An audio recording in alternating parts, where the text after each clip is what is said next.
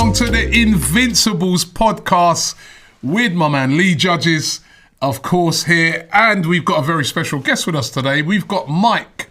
Mike joining us. I'm sure you would have seen Mike before on some videos, right, when we've been over in America.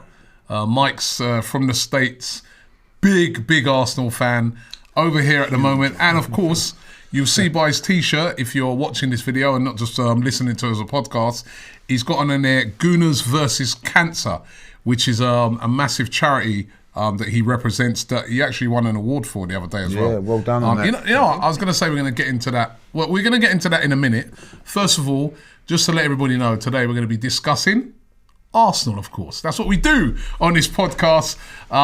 We're feeling a bit better than we were last week. Last week we were a bit miserable following that Palace game. We were asking lots of questions, and what would Mikel Arteta do in the next game? And he answered that quite emphatically. So we're going to talk about that in a minute. But you know what? First of all, Mike, you're on here today, and thanks for coming on. Hey, thanks for having me. I want you to tell people a bit more about your charity, Gooners versus Cancer. I know you've been doing this now for a couple of years. I remember being over in America, and you were, I think, just kind of getting it going at that time. Yeah, it started about 4 or 5 years ago, but it really started gaining steam over the last couple of years with the help of people like yourself and a lot of other podcasting friends. I mean, we have a very small boutique podcast, as we call it, and through that have met a lot of great people, both at the club and through podcasting. People, and also we've met Lee. And it just kind of occurred to me, I've got this cause that's important. My father passed away from leukemia about 11 years ago. I know so many people have been impacted by blood cancers, leukemia, lymphoma, other cancers, and it occurred to me that we have a platform, and we have people who have platforms that we know, and we could get some positive things going on. I mean, Arsenal world is not always the most positive place to be in, and that's just the human nature, the way the world is. But doing something positive that surrounds Arsenal, that's kind of built off of the community that exists with Arsenal, I think is something that needs to be done more. And I see a lot of other great charities doing it, and we're just glad to be in that mix.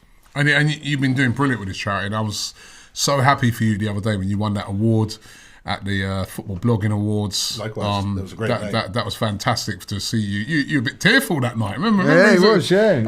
First of all, that's because he got around it like that was.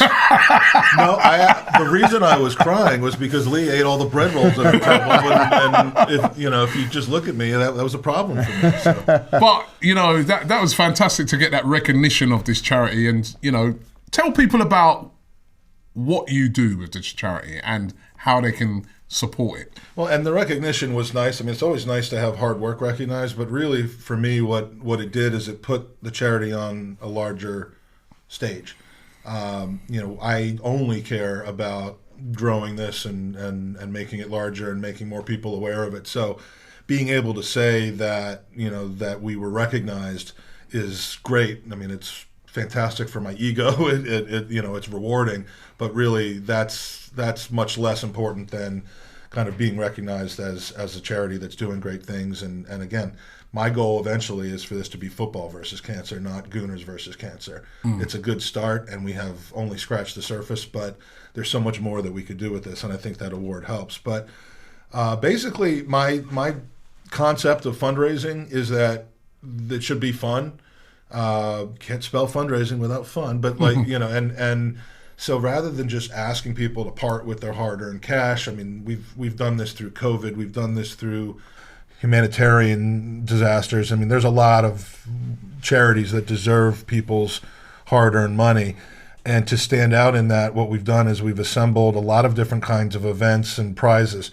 Anytime you donate to Gooners v Cancer, and it is goonersvcancer.com, you have a variety of different things that you can win or participate in. We've done FIFA tournaments, which have been real fun and introduced people all over the world to each other. We've done a 24-hour podcast where we had, tons of recognizable faces in the Arsenal world that came in and I stayed up for 24 hours straight, and it just that raised a lot of money. We've had in-person fundraising where possible with COVID, and the big thing that we do every year is the raffle. And we've assembled, normally it's about 10 to 12 prizes each year. This year it's 11. And when you donate money to Gooners versus Cancer, it goes directly to the Leukemia and Lymphoma Society, but you get raffle tickets that you can then spend on bidding for any of the prizes. We've got, if you go to goonersvcancer.com, you can see the prizes, but there's team signed shirts, there's legend signed kits signed by Emile Smith and Lee Dixon and Super Kevin Campbell with the message that you select. These are the types of people that are volunteering every year to help with us. Perry Groves will take you out for drinks after an Emirates tour as one of the prizes, which I think is that's cool. It's cool, isn't it? Criminally underbid right now, because I guess you do have to either be in London or be traveling to London. But who wouldn't want to have drinks with Perry Groves?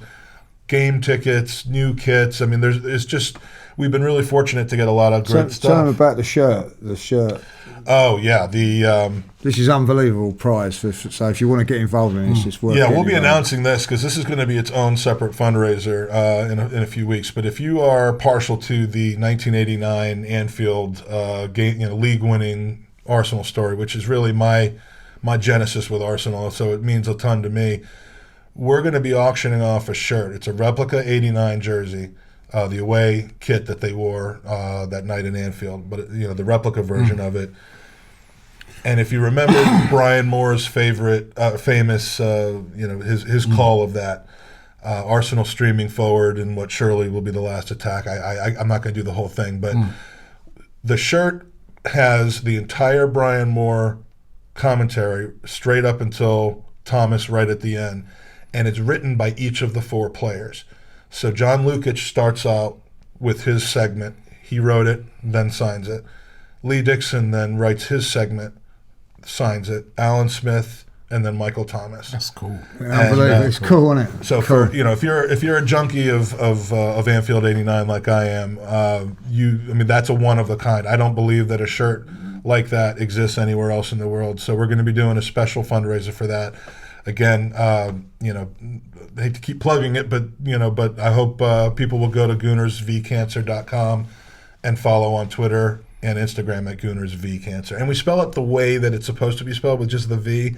My shirt has a VS on it. Either one works, but yeah, it's been rewarding. And my favorite part of the entire thing is at the end of it all, picking the raffle winners and posting the prizes out to them. It's just very, very cool because people ultimately end up thrilled to have won a great prize, and they've given to charity as well. So yeah, fantastic. Listen, brilliant. Congratulations on the great work you've been doing there. And I also know, of course, that you're a passionate Arsenal fan. I've been lucky enough to be over in America. You're a passionate drinker as well, by the way.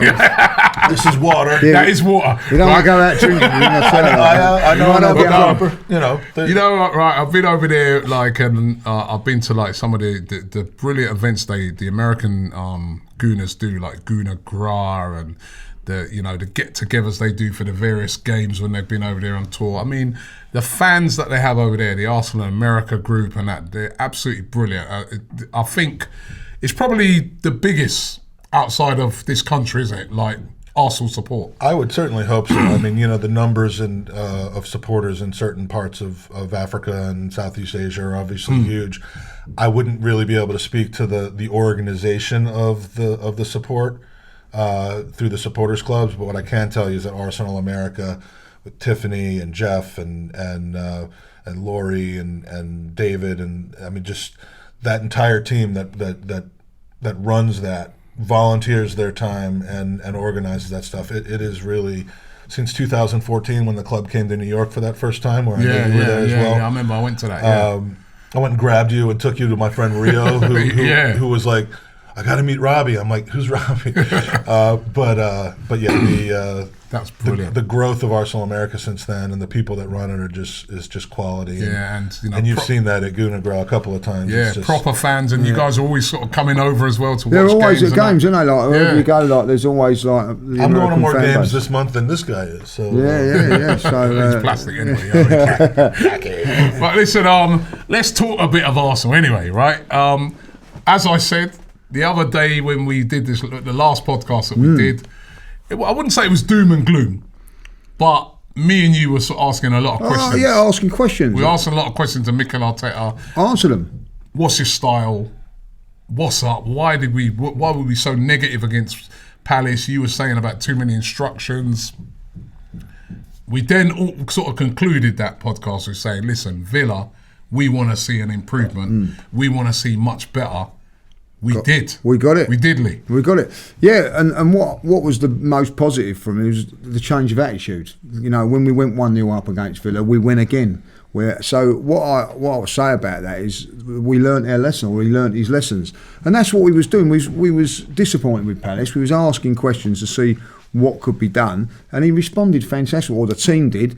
The selection I thought was very, very positive as well. Put Lacazette in from the start. Put Lacazette in. But I think even if you turn around and say the game against Palace, it was a positive lineup, but it weren't positive tactics. But what he done was he went positive with the lineup and positive with the tactics as well.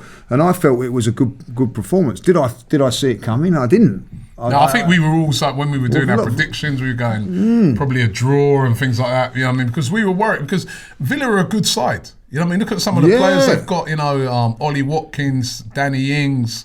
You know, Douglas Luiz in the midfield, John McGinn, Buendia. You know what I mean? Martinez in goal. They've got, you know, Tyrone Mings. That is a quality side, right? That is a quality side. And I was like a bit fearful that if, you know, I'm like, they're better than Palace. If we play like how we do against Palace, we get done. And remember, last year, they came to the Emirates, they turned us over. They beat us home and away, didn't they? Yeah, we didn't score. So, is that not why we probably came out with more fire? I mean, between Emmy constantly talking about Arsenal instead of Aston Villa, what they did to us last season. I mean, I almost looked at the motivational factor. We've seen this team get up for FA Cup semifinals. We've seen them get up for big matches and then fall flat in some of the matches that, you know, should have been more flat track. I almost think that we maybe put Aston Villa in that category of, we can't let this happen again, no matter what we do. And I think good point. Maybe the team talk before that game was. I think that's a good point. And I'll tell you another thing which I thought which was good was in the first minute Watkins tried to bully Gabriel and he weren't having none of it. And I think that stems from the sending off that was never. So that Arsenal have now subconsciously said, right, we're not going to let teams bully us no more. Like, you know, we're going to be in their faces. I quite like that. Yeah, of course. I mean, we haven't done that for a long while. You know what I mean? Surrounding the referees, like, oh, well, you know, I know that it's not great, but other teams do it to us. So why shouldn't we? You know, we've got to get on board and be a little bit more like that. And I felt that we've done that really well. And I think that, you know, Martinez got a lot of stick.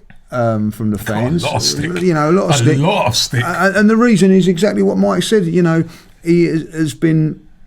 I think somebody made the point. Fabianski was in the same sort of position.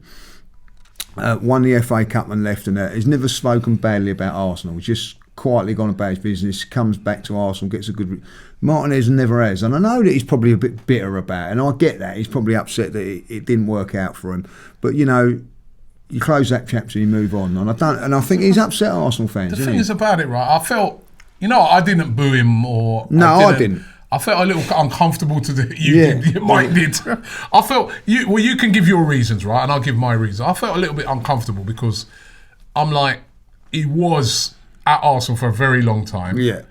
And he did contribute big time to us winning an FA Cup in a time, an unexpected FA Cup we had to do it the hard way. And, you know, I am very disappointed in him for the things that he said and everything. And I do get why the fans were on his case. But for me, just personally, I was just like, I can't get on him because he was at Arsenal for a long time and he made a major contribution. But you didn't think it was bang out of order though for people to do it. I understood it because I even remember saying that to myself at the time, bro. You've got a good move. I don't think he should feel bitter because you won an FA Cup with Arsenal. You've now got a great move. At your age, in your career, it's playing for Argentina. It's finally happening. You've got burst into the Argentina. It's all happening for you off of the back of that FA Cup win. So how you should do is you should look back on it and say, well, I thought I should have been here quicker, but this is my time now. And now I've got a massive move to Villa. Leave with respect. The fans would still have big respect for you here at Arsenal because they're like, you know what, you were here for ages and you won us that. Good luck with you with your new career. Because remember, there was a lot of fans saying, you know what, I'll keep him instead of Leno. But the majority of fans. I just don't understand why he was yapping off because I'm just like, I don't understand with some footballers. It's a thing that I just don't get. Some footballers, don't they think about their legacy? You were there talking about, tops where you've got Lee Dixon writing on and this player writing on and that. There's life after football. You may want to come back to Arsenal. That's a good point. Right? And somebody might want to invite you back and say, we're going to bring back the FA Cup winning team of that year. We were struggling at the time and this is what got us going again. Ladies and gentlemen, Emi Martinez. Boo, get him out. You know what I mean? Yeah. Why ruin your legacy? We had a lot of debate at the pub beforehand about that. Like, was it going to be 50-50? Was he going to get cheers? Was he going to get booed? He didn't get no cheers. I was pretty darn sure that he was just going to get hammered.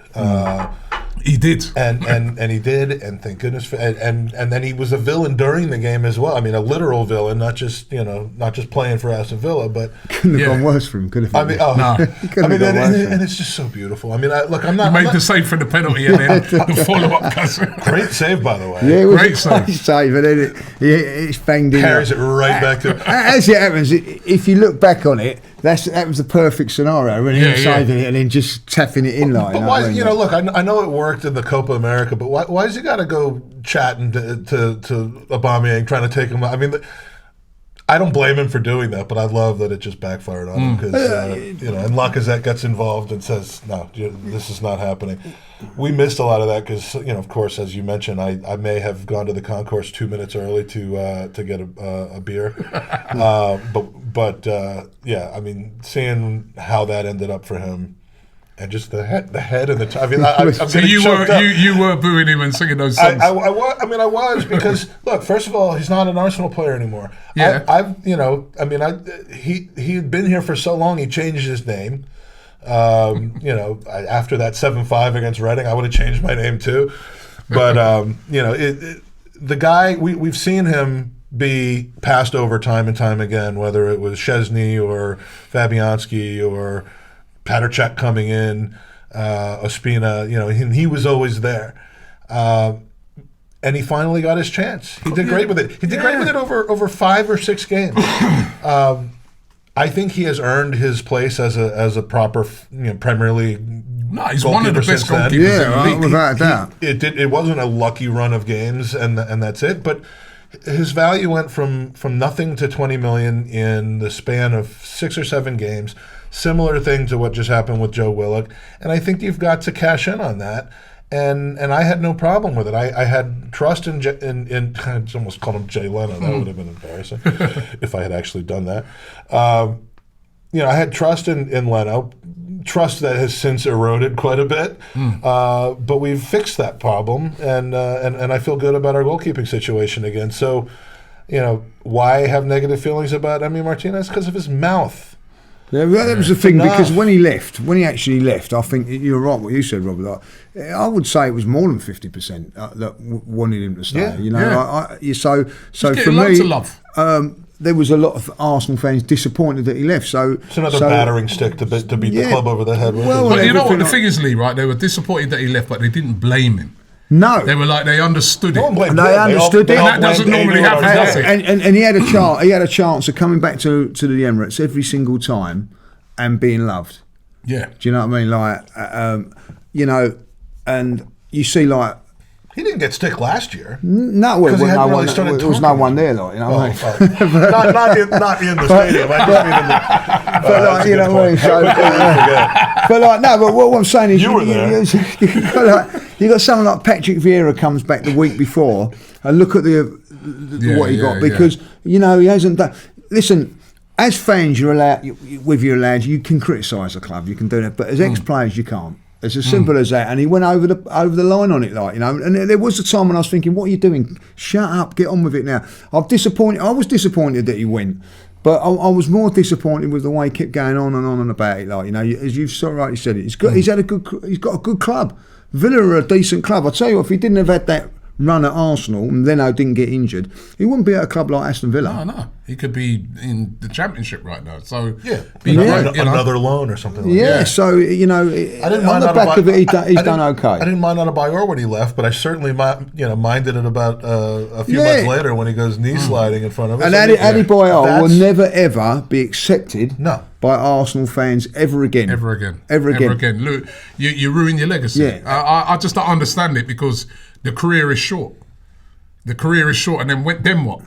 You know, so I couldn't understand it. But you guys both said it in the game, the penalty put in by Aubameyang. Are we starting to see Aubameyang get back to his best? He's scored now, I think that's like 4 Premier League goals.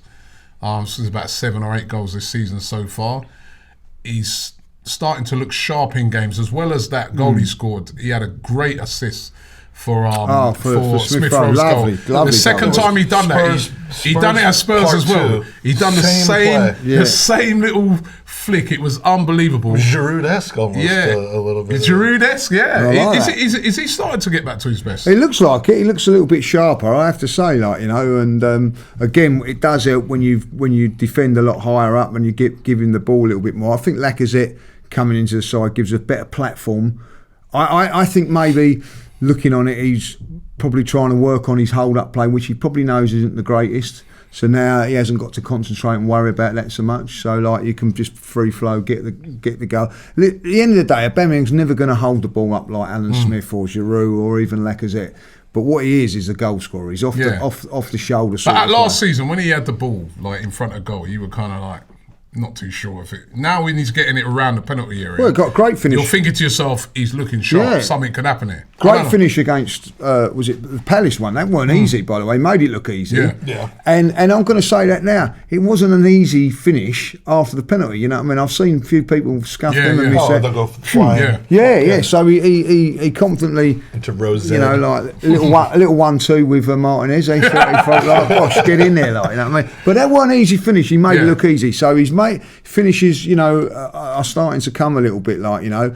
And listen, what the goals do, that gives you confidence. You know, as a striker, he's hit the net a couple of times now, and you know, it's strange when you think about someone like Aubameyang just lost a little bit of confidence. You know, I mean, you wouldn't think it, would you? But like, you know, remember what he said last season, or it was said about him, or he came right out and said it that he played that the lack of fans. As someone who forgot that there were no fans in the stadiums last year, now I'm remembering that, and he. I think that had a bigger impact on him than most people, because I think his energy feeds. Kind of a showman, isn't he? He's a showman, he feeds off the crowd. And I didn't really buy that at the time. I the first to say that I thought his interest level was declining, not necessarily his skills, but you know, we've seen it before. We've seen it at Dortmund. It's kind of almost that Jose Mourinho year 3 thing, in a player capacity rather than a coaching capacity. And I felt that was really what was happening with him, to the point where, you know, if we could have gotten out of his contract in the summer, I would have gladly done that with a relatively low transfer fee. But if anyone knows me in football, I'm just, whenever I say, the opposite happens. And I think with the fans back, with some more support behind him, some of the players that we finally got in the by the third or fourth game of the season, I think we're starting to see a different Aubameyang. Are we starting to see a different Thomas Partey as well? Because again, he scored his first goal. He's starting in games, apart from the Palace game where I was disappointed with him. But this season, when he's played, he's looked good in that midfield. I think he's been brilliant this season. And, you know, like he started off the season. Remember, just before in pre-season, I thought, and then he got injured. but he's come back and he's been. I think even the Palace game, he didn't want atrocious, but like from his standards that he set, he has. But I think that he's been a big plus this season. He's certainly a lot better, and genuinely, I think he is a world-class player in that position that he's playing. And I think that he's getting feeding off the energy of the youngsters around him as well, and I'm liking what I'm seeing with him at this moment in time. We've needed someone like that for a very, very long while. And we knew we had the quality. I mean, we've seen it. We've seen it with Madrid. We've seen it, in international play. I mean, it's not, and we know he can score as well. This thing with his shots from distance will get resolved soon. But if he get lower and lower, I mean, row S, row T, or you eventually get down to as long as you don't start eating the hospitality, I'm all right. So. Just turn around and fire it off to the side. Prawns go flying everywhere. We can't have that, But yeah, I mean, we know what he can do, and I just think there's been so much inconsistency around him and with him, both with injury and with not having a consistent partner playing next to him. Yeah. For a variety of different reasons. I think, at some point you have to say, okay, it's been enough time. Why aren't we seeing great performances out of him every week? But I think we're starting to see that now. So, I mean... I'm loving this show, the fact that, like, last week, we were sort of looking at certain players and we're like, listen, man, why can't we see... Yeah, I'm glad I'm on this week. And he's so positive today, and I'm going to make it even more positive now by just mentioning 3 words. Emile Smith Rowe. How good is this kid? Well, I've said this all along, and I'm happy to go on record and say this. Smith Rowe is a better player than Jack Grealish at his age. Oh, at his age, okay. Right, when you go back to Jack Grealish is a fantastic player, but Smith Rowe at this time of his development is a better player than Jack Grealish. So if he can get in the next 3 or 4 years, we've got one hell of a player on our hands. You know what I mean? We really have. It reminds me a little bit of Jack Grealish, not just because of the way he socks on, same sort of thing. And I think that if he develops in the way he can, he is going to be a fantastic player. What I love about him is his work rate on top of what else he's got. You know what I mean? He's not arrogant to turn around and go, I've got all the skills in the world, I'm going to do this. He's prepared to put in a shift, he's prepared to work, he's prepared to cover his fullback, he's prepared to do whatever to win a game. Even on Tuesday night, watching him against Leeds, his energy levels in that game, Robbie, were fantastic. And so I feel that, the ceiling for him to be where he is now to where he can be, I think it's exciting. I think the first time I saw him, I'm trying to remember if it was America. I see him in Boreham Wood. Do you remember the Boreham Wood game? That's the first time I saw him. Do you remember when it was Pierre-Emerick's first game? When there was quite a lot of players went over for whatever reason. I think it was a World Cup or something, and a lot of the players that weren't involved. And I see him then, and I see him demanding the ball off of Aubameyang, wanting it off of certain players. And I thought, that, kid of 17, 18, that was good. I can't remember if it was Singapore or America, but it was on a tour, and I saw him. He played in that a few games, and I was like, hey, this kid's good, man. He's really, really good. And I was looking to him, and I'm thinking, I remember, I think I said to Troops, I said, he's going to be the next one to break through. You can see it. He's got the ability, right? And then he got injured, and he was out for ages. And then he went on loan to Huddersfield. Went to Huddersfield, it was brilliant. I've got a friend of mine, a Huddersfield fan, right? I remember he said to me, Robbie, can we keep him? He's unreal. Is that the best loan since Jack to Bolton? Very good. Done brilliantly. Strengthened him up, didn't it? He was in the Championship, done brilliant. And he's come back again when he came back. He did go in Germany. Did he have a little loan in Germany? He did, you're right. After the injury, you're right. He went to, was it Wolfsburg? I'm trying to remember where he went to. But he did go to Germany. You are right. He did go to Germany for a while. He did go to Germany. Hoffenheim, maybe? Or, I don't know. I think it was Hoffenheim's where... that's right. Reece Nelson went to Hoffenheim, but I'm sure it's... Let us know in the comments, because we don't know. Wolfsburg or somewhere like that. By the time you write it in the comments, we will have found out. But I don't think that loan went great for him. He was injured there a lot as well. It's when he went to Huddersfield, that's what really... And then he's come back and he's been... And now, for me, he is one of our best players. He's the go-to player. I think the manager trusts him completely.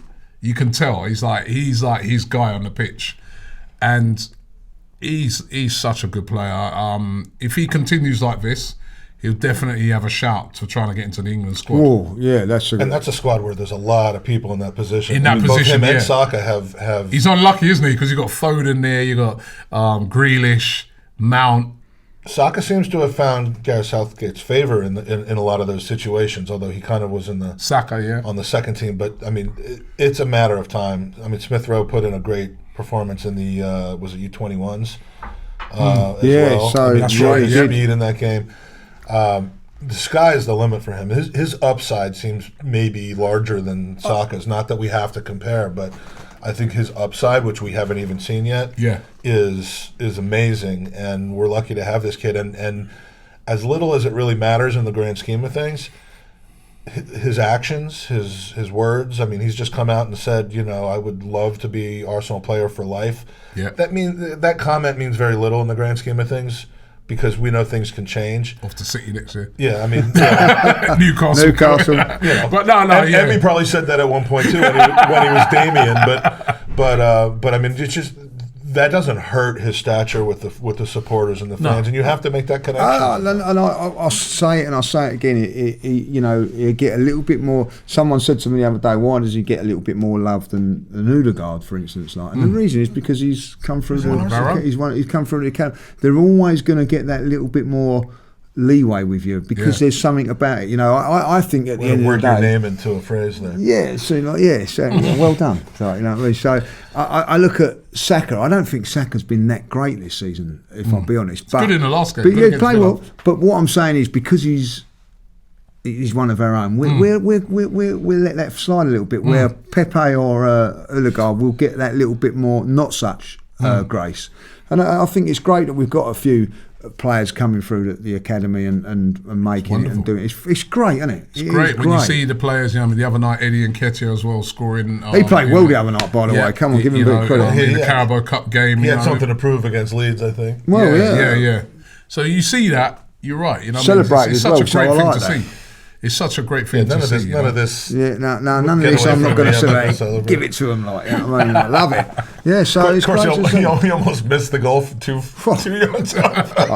But we'll, it went in. That's all that matters. Very fortunate. And Mikel Arteta speaking very highly of him after the game as well. Him and Smith Rowe, I've said this before. Two guys who were actually at Chelsea. Let go. Yeah. Right, by Emile Smith Rowe at their Shadow Academy. They swing and miss every once in a while, but just shows you, doesn't it? Nketiah is gonna. That whole situation is odd because he's shown time and time again that he isn't good enough for Arsenal on a regular basis. But then, just when you think that he's out the door, and when we extend Balogun and he apparently refuses a move to Palace over wages, which I think was blamed on the club, but really wasn't the club. All of a sudden now they're talking extension, and I think it's going to drive a lot of people mad because he's just good enough in games like Tuesday and like in July when they play on tours. Yeah, it's a difficult one to really look like a player who's finally turned the corner. And then when you just never see a situation where you would rather him than anyone else. It just I don't think with Eddie, he's just not quite good enough for Arsenal. But that's not a criticism, you know what I mean? It's could he benefit from a loan, like a bit like the Huddersfield stuff that we just said? I'm surprised. Go on one though. I mean, he seems to have a little bit. Probably more... too late for it. Too late now. He's only got 6 months or 7 months left of his contract. But if they were to extend it, but it never quite worked for him at Leeds. It's a difficult one where you don't get game time there. You go into the Championship and don't get game time. Where, as you say, Smith Rowe was the main man at Huddersfield at that time. Another player I'm going to mention is Ben White. Benjamin spent a lot of money on him this summer. A lot of people were very shocked when £50 million on Ben White. One of the things that we was told about him that he's great with the ball, he's like a ball playing centre back. We've started to see that this season. He's been really good the last 2 games. The last couple of games he's been excellent. He's made a couple of driving runs from defence, But he does look very calm on the ball. You know, I look at players and I'm saying, will he be better in a year's time? Will he improve Arsenal? I'm looking at him and I'm thinking he will. What do you guys think? I'm going to say it now. I've been very impressed with him in the last couple of games. Really impressed. And so much so that no one's mentioning David Luiz no more, are they? Like, you know what I mean? Before that, it was going, we're missing that ball playing central defender. And he was getting a little bit of stick, I think, but a bit, unfair. It's going to take him a little time to settle in. And I think he is settling in. The run when he ran through the halfway line, to the halfway line was good. I like some of the things he's doing. He defended really, really well against Villa, by the way. A couple of blocks and everything there. So I think that, even you think of great players at Arsenal, Thierry Henry, Dennis Bergkamp, they took a little while to settle in before they become great players. All of a sudden you expect it, he's got to come in and be this great player straight away. Sometimes it can take a little bit longer, a little bit of pressure. I think he's been really good. Especially in that position. Yeah, and I think that I think he's going to be... I think you don't play in the Championship every single game like he did for Leeds and then play all last season if you ain't tough. So he's got the attitude, he's got everything. I think he's going to be a really good player for us. And I think part of the thing that we're dealing with here with Benjamin White is that he is constantly going to be compared to someone who doesn't play for us, and plays over in Marseille, and apparently is having some good games, in Marseille, and that's, again, this concept would have never been the case 15 years ago, or like you said, when Henry came in a little bit slow, Vieira, but people just prefer to look at the thing that we don't have, and they don't understand why William Saliba isn't playing here, and so Ben White's going to be judged now based on how William Saliba performs for Marseille against Nice. That doesn't make any sense to me. Benjamin White is the future of this club. If William Saliba comes back, then we'll have depth, and hopefully it'll work out great for everybody. It'd be great. It doesn't have to be mutually exclusive, but the way that the Arsenal fan base typically judges things is based on that. I think he's got everything that you need and everything we need, especially in a partnership with someone like Gabriel. If those two can stay healthy and just be that regular first team partnership. Who's complaining about that? He's got the skill set that we need, and we've played 9 games, and he missed 3 or 4 of them with COVID at the beginning. This thing with Saliba and all that, he's for the future as well. I'd rather see Saliba out on loan at Marseille. Yeah, I really hope he comes back. I'd rather see him playing at Marseille and sitting on the bench at this moment in time. But next season, if things go the way we hope that they do, there'll be European football, there'll be loads more games for us to play, and Saliba will be involved in it. But at this moment in time, we haven't got Europe. So, I think it's the best thing to get him out on loan, I think Balogun is another one that needs a loan. You could even go, really, Martinelli may even need a loan, without this European football. Arteta said that's not happening, though. He's come out and said, I'm happy with him to be with us. And, you leave yourself a little short when the inevitable injuries set in, though. But I think you're right about Balogun. He's just not going to get minutes this year. Yeah, But Saliba comes back next season, and we're fine. If he doesn't, the way he's apparently playing for Marseille, at least we should be able to get our money back for it and just write that one off. Well, it's lovely being positive on that, and it's great because we're on a run of unbeaten games. But this week, Saturday, this is a big game now. This is a tough game. Leicester away. We did beat them last year away, but like you said, Mike, no fans, right? This is a game now that's going to be really tough. They are on form at the moment. Last couple of games, they beat Manchester United. Very impressive going away to Brentford and beating them 2-1. We know that's been a tough place. It was tough for us. They had a big win in the Europa League, Patson Daka scoring 4 goals. They won in the Carabao Cup, won on penalties, but against Brighton, but they're through. So they're all positive as well. They're on a little run as well. You've got 2 teams really, they're on a bit of form at the moment. After a bit of a shaky start to the season, something's got to give. How are you guys feeling going into that game this weekend, Lee? You confident that Arsenal can go there and get a result? Yeah, I think that you've got to be, haven't you? Like, you know, I look at that game against Man United, and Man United had a chance of winning that and they capitulated. Now I'm hoping that if Arsenal get into that position where we could win in a winning position, we don't capitulate, you know. And we've all seen what's happened with Man United over the last couple of games. There's something not quite right. So I'm looking at it and thinking, if we can get into a winning position with our defence and the way we're playing, maybe we'll be able to see it through. But I think it'd be a difficult game. Leicester are a good side. They've got good players. Do we ever, you know, we were talking about this the other day, who's got a better side? Arsenal or Leicester? Because very evenly matched, you know, when you go through it. Top to bottom, I think we do. But again, our performances have rarely been down to the quality of our players, but the chemistry of them and the mood that they're in and you know, and the gameplay. I mean, I've said that I think we have probably the 5th best squad, top to bottom in the Premier League, and maybe you could even almost argue the 4th. Some people might laugh at that, but you know, no, not the 4th. But well, the 4th. I mean. Okay. Above who? Who do you take out of that 4 then? All right, that's probably because I would say Manchester United's squad is better than ours, even though their form is worse. All right, so maybe 5th, but it's never really been about that with us. It's about all the intangibles. It's about the chemistry, and so, you know, bringing that back to Leicester, do they have a better squad than us? I don't think so, but they definitely seem to play together better than we do. They've got some great players. They've also Vardy, Harvey Barnes, Tielemans. Dago's a great Madison. They've got good players. They've also got a good goalkeeper. They've got a good solid defence. They've also got a good coach. Yeah, a very, very experienced, very, very good coach. The coaches that say, listen, you watch them and you can see their coach. You can see that they've got a plan. They know how to go about games. You know, Tielemans in midfield is a very, very good player. They've got, I think, maybe slightly better players than us at this moment in time, but I think we've got a higher ceiling to go. Like, you know what I mean? I don't think, you know, that we've got Saka and Smith Rowe, who at this moment in time are good players, but potentially they're going to be better than Barnes and better than the players that they've got at this moment in time. Maybe not. Maybe, you know, it's on an even par. I just think that the difference between the two sides is the managers.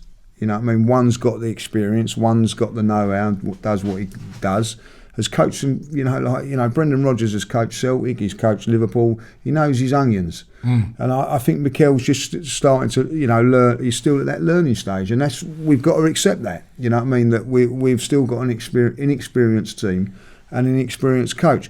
So that's why I feel Leicester are probably slight favourites to come higher than us at the end of the season. Of course. At home as well. And listen, we beat them last season. We've all been to Leicester, you know what I mean? Their fans, it's a fantastic atmosphere there. So the fans being back is definitely going to make a difference to them going forward. Yeah, it's definitely going to make a difference. How are you guys seeing it? You feeling confident, Mike?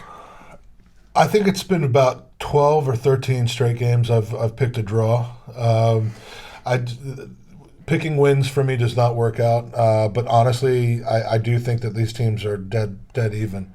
I think a draw would not be an awful result, especially away from home. I mean, it won't satisfy people too much, but I mean, I think it will be probably like 2-2, and I wouldn't be devastated if it was. I mean, hold that prediction a minute, because what are we going to do? We're going to get involved. We're going to get you involved, because every week we do predictions on Premier League games on the show. You've had a smile on your face all morning, like, you know what I mean? So I know that I'm not winning. Sitting on this news. Yeah. Now, last week we predicted 4 games. Arsenal versus Aston Villa. Right. I said it'd be 2-1. Looks like a kid on Christmas morning. You said it'd be 2-0, so we both got the outcome right. Yeah. But that's what you do. For the outcome, you get 1 point. It was 3-1, wasn't it? Yeah, and if you get the exact score, you get 3 points. Right? Thank God for Emile. We both got a point. We both got a point there, because Manchester United versus Liverpool. I said it'd be 2-1. You said it'd be 2-2. I said it'd be 2-1 to Man United. You said it'd be 2-2, so we both got that one wrong. It was 5-0, of course, to Liverpool. Ollie at the wheel. The wheel's falling right off. Lee got it less wrong, though. I got it less wrong, yeah. So no points. West Ham versus Spurs. I said it'd be 2-2. Did I say what? No points. Did I say West Ham would win it? I think I did. You said 2-1 to West Ham. Yeah. So you got a point. It was actually 1-0. 1-0. So you got a point. By the way, I was at that game. I like to catch some other football on off days when Arsenal's not playing. I've been there before. It's a horrible stadium, but their fans are fully behind that team, and literally they hate Spurs. Every single minute it was Tottenham get battered everywhere they go. I didn't start it either. I joined in on it, apparently with an awful Cockney accent, but yeah, it was a scene. It was nice seeing them not lose. Final game we predicted was Brentford versus Leicester. You said it'd be 2-1 to Brentford. So I've lost it. Right? You said 2-1, didn't you? It was actually 2-1 to Leicester, not Brentford. Yeah. I said it would be. Go on. 2-1, didn't you? Go on. I know he's. So far he's losing. He knows he's got it. I said it'd be 1-0, so we drew. I'll take that. So we got 2 points each. You see, you think to yourself, yeah, you just been. Yeah, I'm happy now. So it's a draw. So the last time I saw you do that dance, you were losing the competition. I know. So we're completely drawing at the moment because in the first week none of us got anything right. No, we got. And in this week we've got two predictions right out of 4, though. Yeah. But none of us have got an exact yet. No, it's hard to get an exact one. It is hard to get an exact. That's why, be careful how you bet big money on things because it's what looks obvious. I mean, who would have predicted Liverpool winning 5-0 away at Old Trafford? Great though, great though. It was brilliant. It was brilliant. Absolutely great. I would have gladly lost money on that one. I'll tell you what was the greatest thing of that. Was every single Liverpool fan in that was singing Ollie at the wheel, weren't they? It was absolutely brilliant. The Leeds fans the other night are singing Ollie at the wheel, Ollie at the wheel. No. It was United. You know what makes me laugh, right? Is the United fans, when you saw them at the start of the season, they were like on cloud 9. Oh, yeah. They paid, they had fans paying $3,000 to get a ticket for Ronaldo's first game and stuff like after that. Having burnt his shirt the day before he signed. And it's like we're winning the league and it's just it just shows you football's and it's like reverse of us because we lost the first 3 games. We were like, oh my God, it's doom and gloom. Then you look at a table, you're like, you know what? We've caught up with them. Couple of wins, right? We've caught up with them and you think couple of wins, maybe a top 4. And that's why I remember when Edu came out with that thing when they were asking him, where do you think we could finish? And he didn't want to.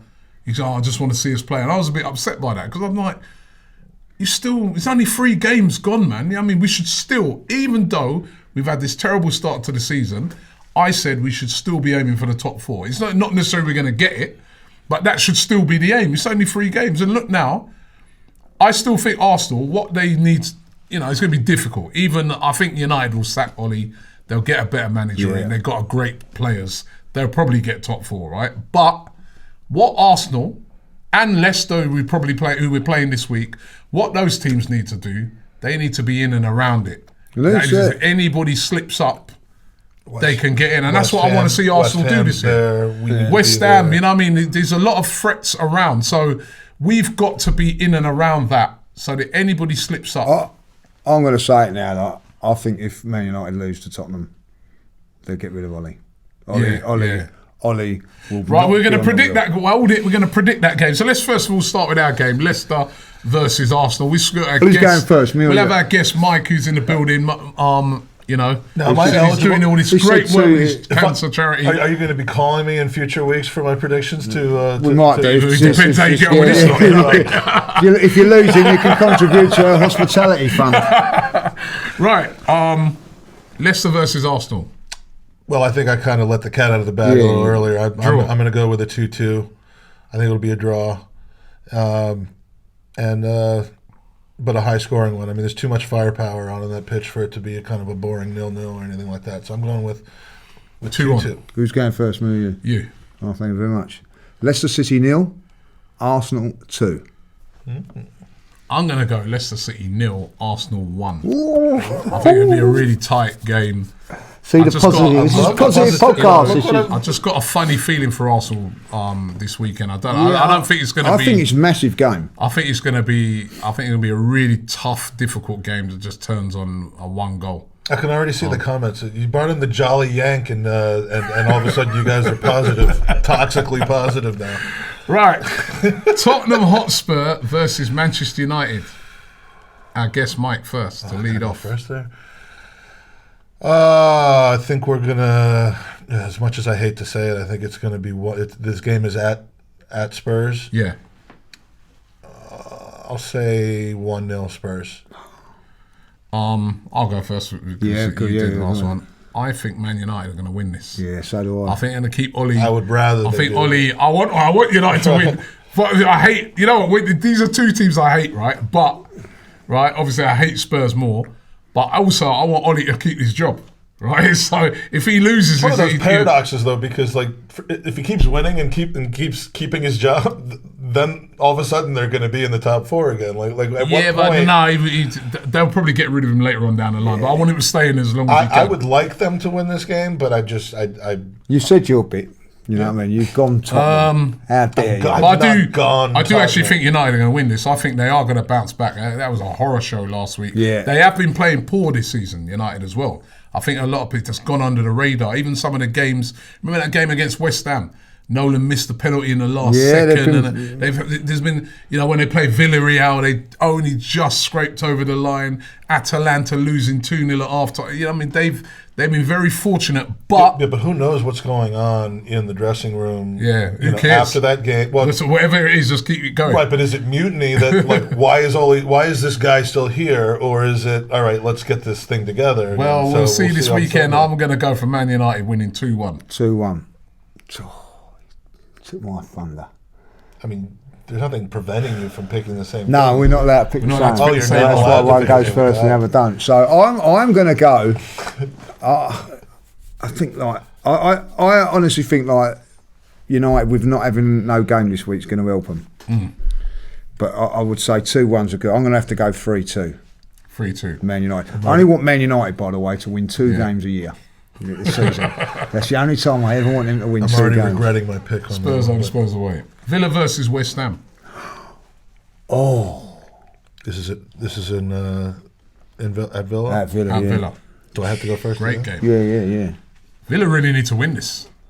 They've lost their last 3. Last few games, man. Yeah, but West Managers under pressure. West Ham is getting. West Ham beat City on penalties in the Carabao Cup. Beat Spurs. This is. So West Ham are a decent team, by the way. Very good side. Very good side. It's not a fluke. I'm gonna go 3-1 Villa. I think they snap back. Okay. West Ham's on a high. I think maybe this could be one that kind of falls in between. Lee? 1-1. 1-1. I just feel like Villa, they ain't a bad side, Villa, can't they? Lose 4 on the trot. And a point at Villa's a good result, really. Yeah. So I think it's a draw as well, 2-2. I think a 2-2 draw this is going to end up. Final game, Monday night, Wolves versus Everton. I've got some good ones. I've got some. You want me to go first? No, well, you got to go first. I went first. So you go first. So Mike goes first. Mike, go on, Mike. That is, it's some good, some tight games. Everton. I mean, what is going on there? I ain't got a clue on that. Do you want Rafa? Do we still want Rafa? I still think he's a good manager. He's a good manager. Yeah, but I don't see it ending well.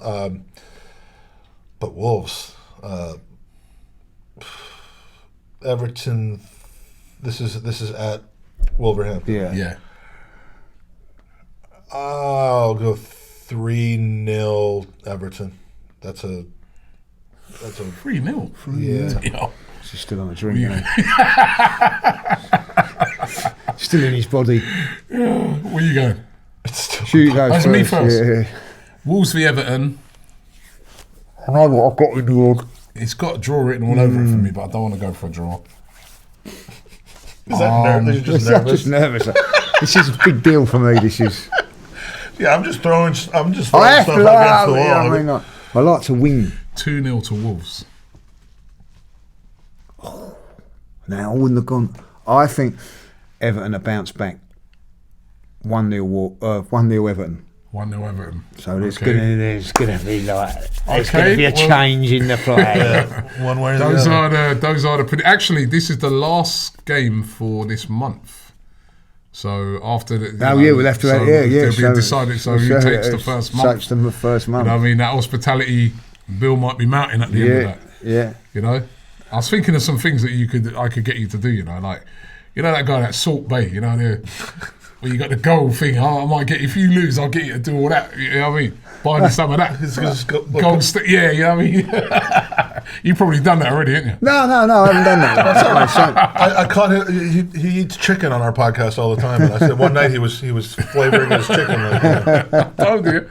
Right, listen, Mike. The man has just changed so much in the last 5 years. Mike, it's great to have you on, man. Absolute pleasure.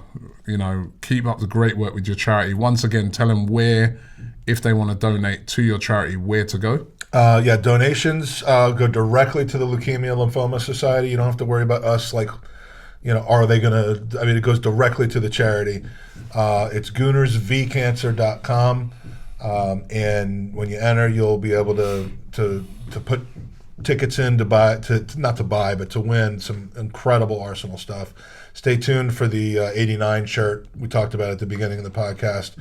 But go to goonersvcancer.com. On Instagram, it's goonersvcancer. On Twitter, it's goonersvcancer. And there's announcements and new information all the time on there. So it's a bonus to be able to talk about Arsenal with you guys. I appreciate the opportunity to talk about the channel. I remember doing your podcast over there in a hotel room in New Orleans. No, the first one was the first one was in a hotel room. The second one was in a loud pub, and hopefully we'll see you back in New Orleans, God willing, from a COVID standpoint next year. Yeah, that'd be brilliant.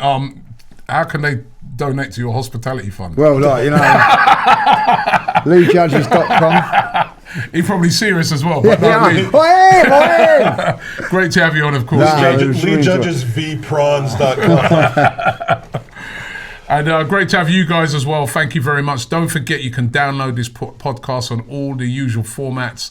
If you're watching on YouTube, don't forget to subscribe here to AFTV, like this video, and we'll be back next week. Hopefully, we're talking about a big win. If we was to win against Leicester, I feel it's kind of a real turning point in our season. You don't know how vital this game is. So come on, Arsenal.